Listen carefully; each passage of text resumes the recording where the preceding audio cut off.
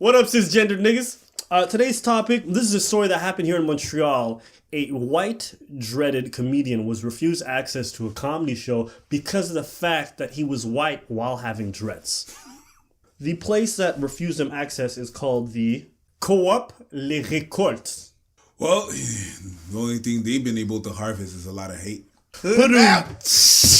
So after all this negative feedback that they received for refusing this comedian, they put out a statement. It says, the Coop des Récoltes is a safe space, free from oppression. We refuse a white person wearing dreads to perform as part of our 2 comedy nights, Snowflake Comedy Club.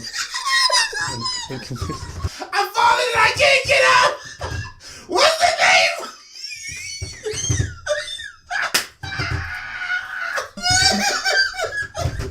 Parce qu'il n'y a pas beaucoup de noirs qui performent dans les soirées d'humour, j'ai inventé ma nouvelle soirée d'humour qui s'appelle Esti Neg Sale Comedy Club.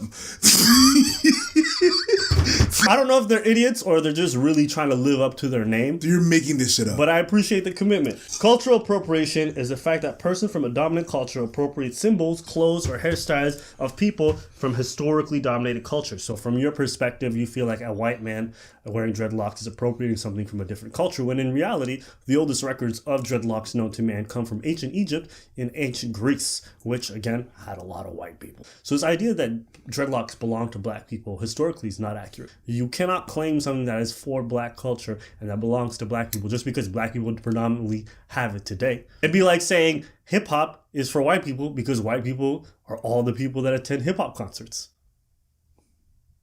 We live in a society where systemic racism is present and where spaces where racialized and marginalized people can feel very safe are rare. Fair. Coop Crops aspires... You mean the Ku Klux Klan? The Coop Crops Clan. It's like Coop des Récoltes, but when I put in Google Translate, it wrote Coop Crops Clan, nigga!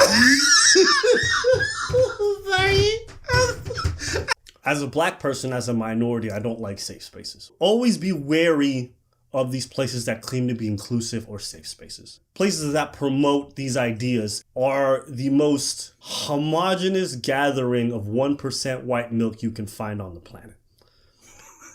You walk in and it's straight Wonder Bread everywhere you look. And look, I don't mind homogeneity in a crowd. I'm fine with it just being white people or whatever, provided there is diversity in thought. The groupthink in these places has gone to such an extreme that the very people for whom they claim to put these events on for do not attend their event. We want diversity, just not diversity in opinion. Then you don't have diversity. You are a uniform, fragile glass masquerading as a mosaic. What the fuck he said? You're a fraud. Ooh. But you are not for real. AKA you a little bitch. Call me Black Ice. Black Ice? Black Ice. Yeah, because you never see me coming, but bitch, I caught you slipping. Ooh, snap. My issue is more so with white people having this white savior complex, where these liberals will come out and think that they're doing minorities a service by speaking on their behalf, when actually they're speaking on a minority amongst minorities. Most black people look at this and like, y'all are ridiculous. We don't care about what you're doing. So who are you really fighting for? Yourself.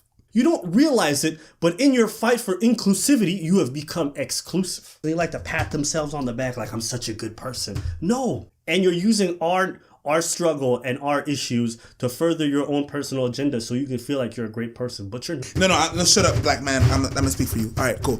Yeah, you cannot, because these black people suffer. Look, that's the face of suffering.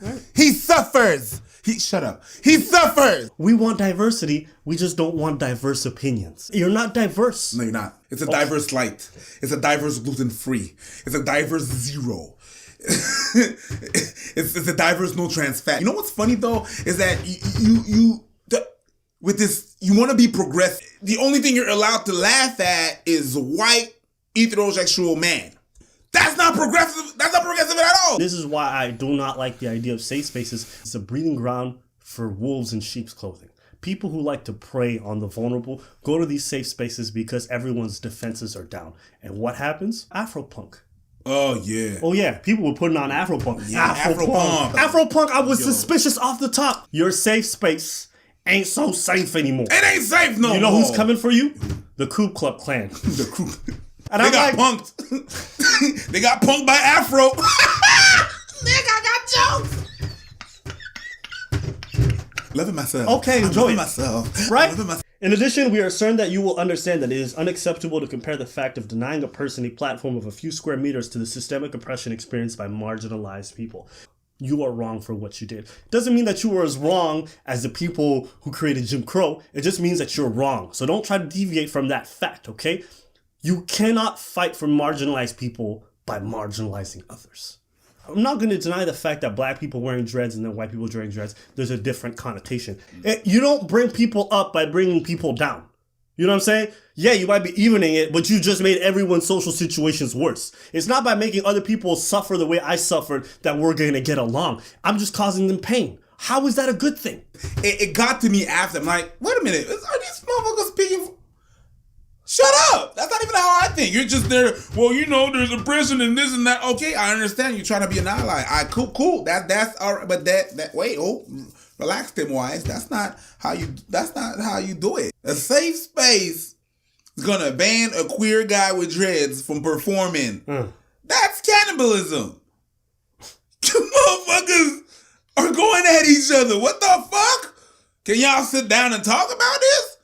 Talk about we don't serve your kind around here. So it didn't bother you so much that they were speaking on your behalf? That was not the first thing that bothered me. I was like, wow, yo, les blancs sont fous, man. I'm curious, what are your solutions to this issue? Do you want them to cut them off? Do you want them to pay a tax just to, pay up for their privilege? Look at this tweet. Any white guy with dreads, I think it doesn't matter. Anyone who doesn't like this is 100 white guy with dreads. Is 100% a white guy with dreads. So anyone who disagrees with them is immediately part of it. If I disagree with anything a feminist says, then therefore I'm a misogynist pig, right? No, you're wrong. If I disagree with something that a black person says in terms of racism, then I'm part of white supremacy. If I disagree with the fact that a white person shouldn't get discriminated, then I'm therefore a white guy with dreads. Like, it's these kind of reductionist things that people say that limit our ability to have a conversation and talk these ideas through. But still, it's better to be, you want to kill them with kindness, remember? That's right. What? They actually have people filming you the whole time. Which is why I say kill with kindness. Guess what? Hey. Destruction of private property. It's against the law. If somebody gets raped by somebody and they're like, I'm a 16-year-old and I can't have this baby. Think you should keep it? It's a baby. Yeah. If someone was raped and she gave birth and she decided to kill her 3-year-old child. I meant to get your phone. Someone call the cops. Meant to get your phone. Do not touch me. Someone call the cops.